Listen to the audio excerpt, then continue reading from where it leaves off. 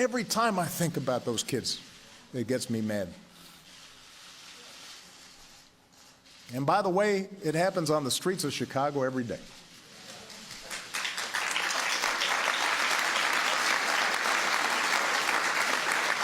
So, we cannot simply turn away and dismiss those in peaceful protest as troublemakers or paranoid.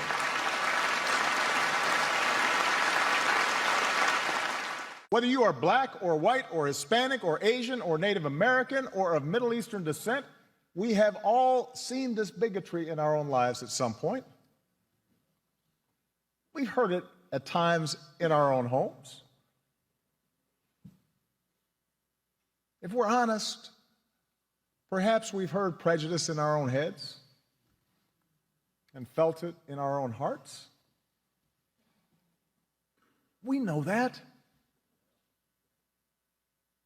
And while some suffer far more under racism's burden, some feel to a far greater extent discrimination's sting. Although most of us do our best to guard against it and teach our children better, none of us is entirely innocent. No institution is entirely immune. And that includes our police departments. We know this. And so when African Americans from all walks of life, from different communities across the country, voice a growing despair over what they perceive to be unequal treatment,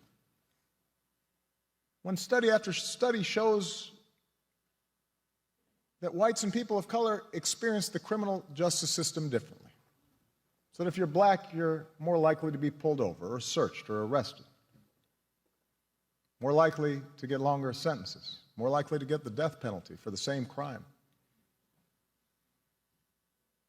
When mothers and fathers raise their kids right and have the talk about how to respond if stopped by a police officer, yes, sir, no, sir, but still fear that something terrible may happen when their child walks out the door, still fear that kids being stupid and not quite doing things right